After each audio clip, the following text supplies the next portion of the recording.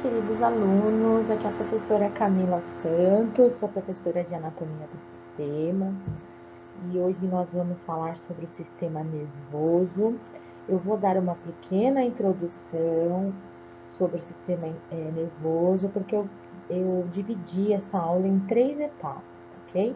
Então, antes de a gente começar a estudar o sistema nervoso, eu vou fazer essa pequena introdução para que vocês possam compreender e aí depois nas próximas aulas nós vamos continuando abordando aí sobre o sistema nervoso.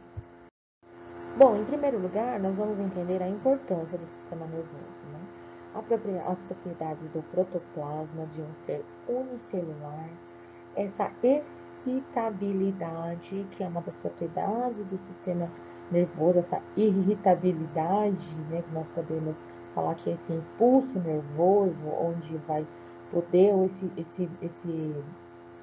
esse sistema, ele é totalmente excitável, né, que vai ocasionar essa irritabilidade, essa condutibilidade, como é conduzida essa informação, e essa contrabilidade, que é a propriedade de se contrair, né? Então, no ser humano, nós vamos ter o sistema nervoso e vai entrar também um pouquinho do sistema muscular, porque o sistema muscular ele vai responder a isso, né? Essas respostas, essas informações que são passadas.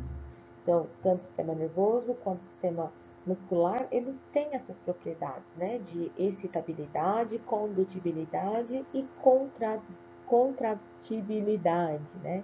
Então, a excitabilidade vai entrar nessa irritabilidade. A condutibilidade é a forma de conduzir, como que isso é conduzido para o nervo, para o músculo. E a contrabilidade, quase um trava-língua, né? Contratibilidade é a propriedade que tem de se contrair, da contração. As células nervosas, elas são formadas pelas células da glia e pelo neurônio. As células da glia, as funções são nutrição, suporte e proteção. Já os neurônios é uma célula nervosa e temos aproximadamente 100 bilhões de neurônios. Então, as células nervosas são formadas por células da glia e pelos neurônios. E aproximadamente nós temos 100 bilhões de neurônios. Então, um neurônio, um neurônio típico, ele é uma célula capaz de gerar e conduzir impulsos elétricos. Essas pontinhas onde estão mostrando dendritos, quando um neurônio se comunica com outro neurônio, ou seja, são esses dendritos que irão se encostar, um irá encostar no outro e ocorrerá o que nós chamamos de sinapse, que é essa transmissão de impulsos elétricos.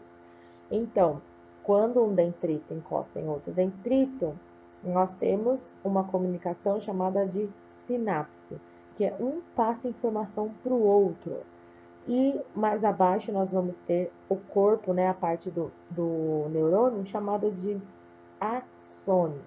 Então, a junção, ali a parte do dendrito e do axônio, nós também recebemos o nome de neuritos, tá? Mas o que é importante lembrar? Que o neurônio, ele tem na sua forma os dendritos, que são essas ramificações, aí, como se fossem esses galhinhos. E que quando um encontra com o outro, nós temos a transmissão do impulso nervoso, que é o que chamamos de sinapse. Conceito de impulso e estímulo. Então, impulso é a alteração de cargas elétricas. Então, impulso é a alteração de cargas elétricas. Estímulo é a alteração de energia. Então, quando nós falamos de impulso, eu tenho essa alteração da carga elétrica. Então, está passando uma informação de neurônio para outro. Então, eu tenho essa alteração. E o estímulo, ele vai alterar, não vai alterar a carga elétrica, ele vai alterar a energia. o conceito de aferência e eferência. A aferência é a condução de um impulso da periferia para o sistema nervoso central. Então, um exemplo, eu vou colocar o meu dedo no fogo. E quando eu coloco o meu dedo no fogo, esse impulso da periferia, ou seja, dos meus membros superiores ou membro inferior, que seriam mãos, pés, se eu colocar o meu dedo no fogo, automaticamente esse impulso, ou seja, que é a alteração da carga elétrica, está quente, tem alguma coisa errada.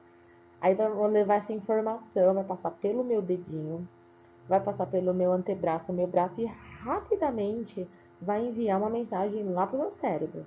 Vai falar assim, olha, está queimando o meu dedo. Aí, automaticamente, ele vai mandar uma mensagem e falar, tira o braço. E aí você vai lá e tira. Gente, isso é tão rápido, porque a gente parece que não dá tempo de pensar nisso, né? Mas como um impulso, a gente tira o dedo do fogo. Então tá queimando, já automaticamente tira, porque mandou a informação, perigo, fogo, aí o outro manda, tira o braço daí, tira o dedo daí, não vai queimar. E aí tem essa comunicação graças ao sistema nervoso que nós possuímos, esse sistema nervoso, esse conjunto de sistema nervoso que nós temos. Então, nós estamos falando da aferência, que é esse impulso da periferia. Então, eu botei meu pé, isso é a mesma coisa quando você colocar no pé. Coloquei meu pé, pisei no prego. Eu vou continuar pisando no prego? Não. Automaticamente vai mandar uma mensagem para o meu sistema nervoso central e vai falar, tira o pé daí. Aí você tira o pé, se você não continuar se machucando, pisando no caco de vidro ou pisando no fogo, qualquer coisa do tipo, tá? Então, a aferência é quando tem esse impulso que vem da periferia para o sistema nervoso central. E já a eferência é a condução de um impulso, aí ao contrário, vem do sistema nervoso central para a periferia. Então, esse impulso vem do cérebro para a periferia. Quanto aos tipos de neurônio, nós temos vários tipos. Tem o multipolar, o pseudo-unipolar e o bipolar. Ou seja, ele tem vários polos, né? Então, multipolar, ele vai ter vários polos. Esse pseudo-unipolar, ele vai ter apenas um polo. E o bipolar, ele tem dois tipos de polo. E quanto à função, nós também temos neurônios que são motores, que ele vai nos ajudar nessa contração também de movimento, sensitivo e por associação. Então, quais são os tipos de neurônio?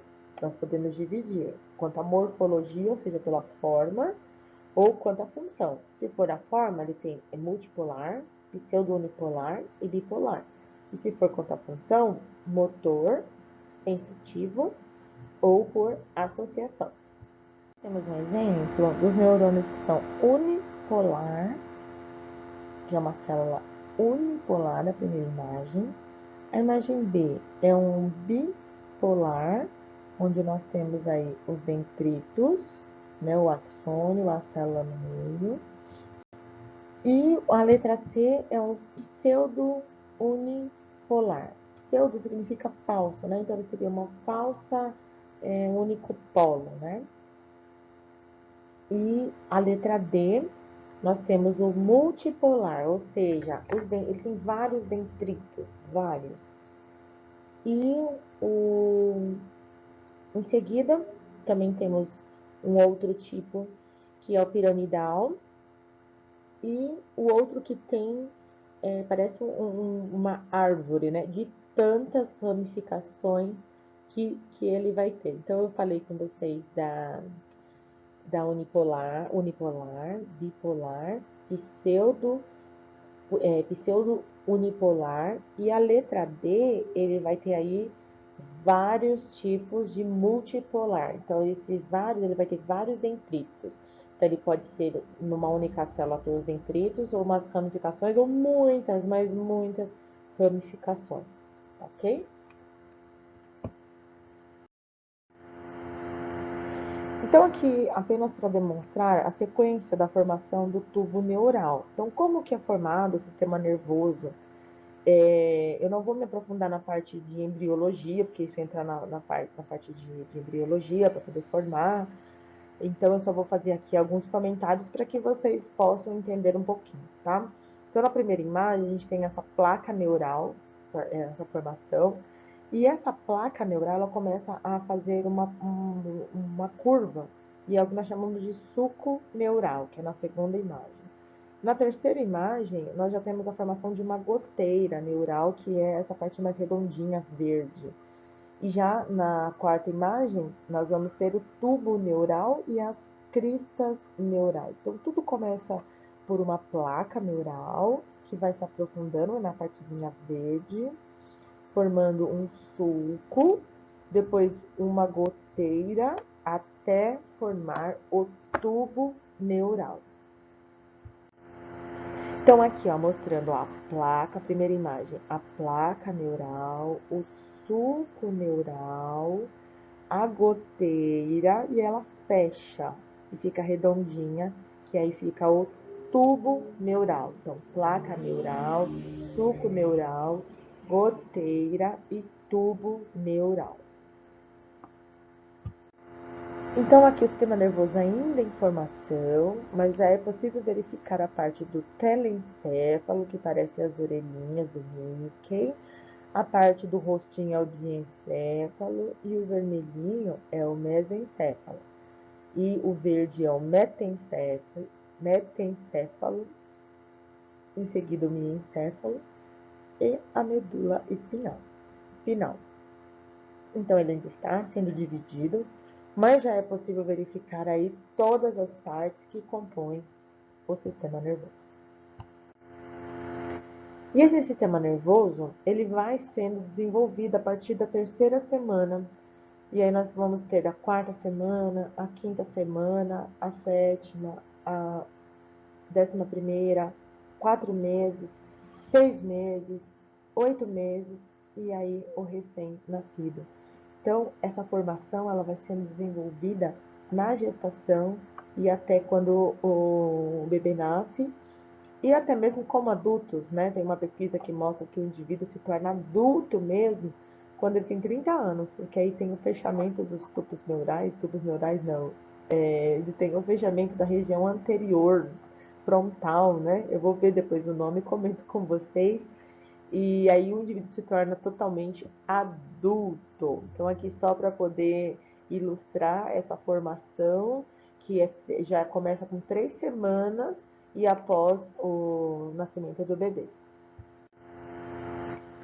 Bom, e aqui nós vamos ter já a formação corte sagital, onde nas próximas aulas eu vou explicar para vocês esses giros, né? Essa divisão que é feita internamente. Então, nós vamos ter os giros frontais, pré-frontais. Então, eu vou mostrar para vocês como que nós vamos identificar tudo isso. Nós vamos ter o corpo caloso, o cerebelo, a ponte, o bulbo, o encéfalo, o diencéfalo, onde que está localizado tudo isso. Então, não percam as próximas aulas, que vocês possam já ir começando a fazer pesquisa sobre o sistema nervoso, para que nós possamos depois discutir, tá? E tirar todas as dúvidas sobre esse sistema.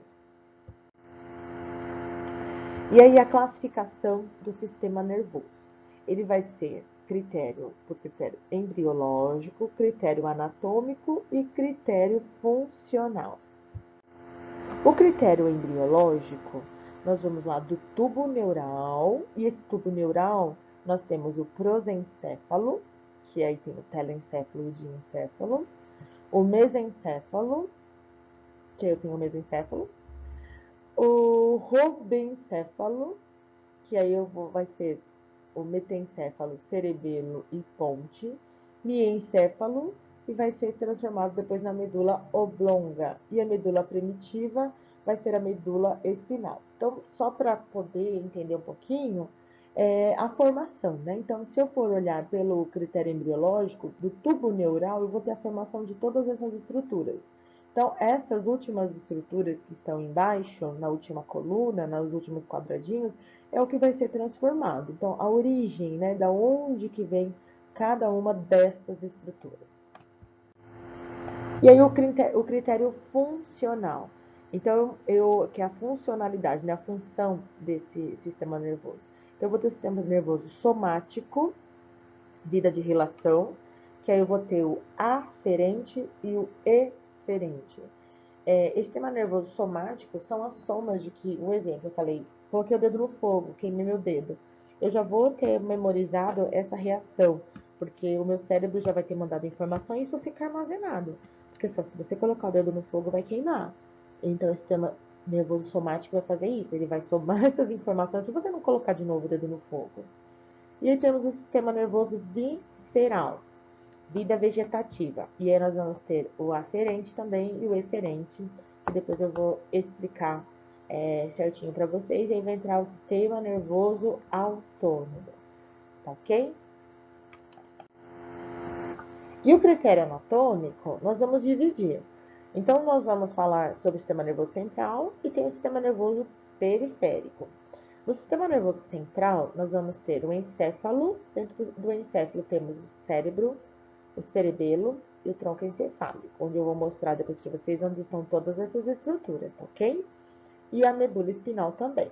Dentro do tronco encefálico, nós vamos ter o mesencéfalo, a ponte e a medula oblonga. Então, tudo isso daí que está em azulzinho mais claro, fazem parte do sistema nervoso central. Já o sistema nervoso periférico, nós vamos falar dos nervos, dos gânglios e das terminações nervosas. Então, se a gente tiver que fazer uma separação do sistema nervoso, ele pode ser separado em sistema nervoso central e sistema nervoso periférico. Bom, pessoal, então vamos ficando por aqui, lembrando que essa aula ela continua depois, como eu fiz a divisão, para que vocês possam já se familiarizando com o sistema nervoso. E aí na próxima aula eu continuo o assunto, ok? Fiquem com Deus e até uma próxima.